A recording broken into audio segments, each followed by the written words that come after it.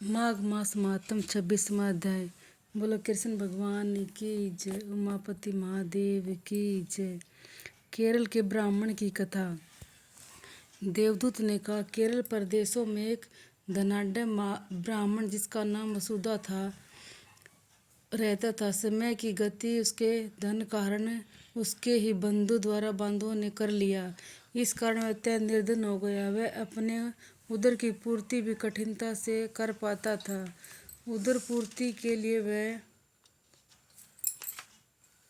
जगह जगह भटकता फिरता तथा अनेक रोगों से पीड़ित भी हो गया। अपना अंत समय निकट सोचकर वह तीर्थ यात्रा पर निकल गया। समय की बलिहारी एक दिवस भूख से पीड़ित विंध्याचल पर्वत पर उसका प्राणांत हो गया।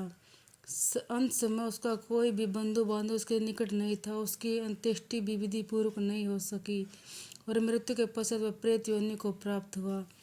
प्रेत रूप में वह उसी वन में एक बड़ के पेड़ पर वास करने लगा। पिशाच योनि से वह अत्यंत दुखी रहता। वह निरंतर सोचता कि पिछले जन्म में उसने जाने अथवा अनजाने कोई दुष्ट कर्म नहीं किया था, फिर उसका यह पाप योनि कैसे मिली। दिव्य दृष्टि से उसका पता चला कि अनेक जन्म पूर्व उसने कुछ दुष्ट कर्म किए थे तथा ब्राह्मण योनि में विद्वान होते हुए भी वह अधर्मी बना रहा। कभी उसने सद्कर्म नहीं किए, पेटू ब्राह्मण ही बना रहा। जो व्यक्ति मनुष्य योनि में कर्म धर्म कार्य अथवा दान आदि नहीं करता, माता पिता की सेवा नहीं करता, चुगली निंदक तथा हिंसक बना रहता है, वह अगले जन्म में निकृष्ट योनि को प्राप्त होता है तथा मृत्यु के पश्चात भी दुख ही भोगता है।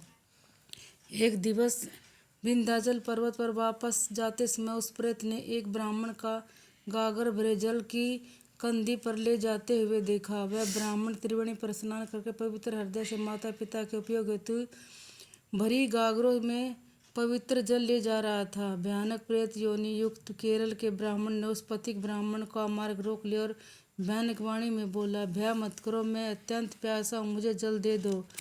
पथिक उस भयंकर रूप को देखकर भय से कांपने लगा तथा कातर वाणी में बोला, अरे तू कौन सा भयंकर जीव है। तेरी प्रकृति भयानक है, परंतु तू दुर्लभ है, पतला है, परेशान भी दिखाई देता है।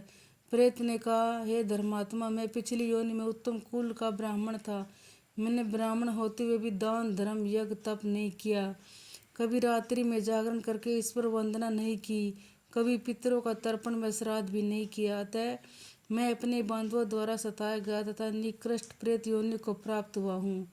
पूर्व जन्मों के कारण इस जन्म में मैं अनेक उपयोग व खाने योग्य वस्तु तो है, परंतु मैं ज्ञान नष्ट होने के कारण कुछ भी खाने योग्य नहीं हूँ।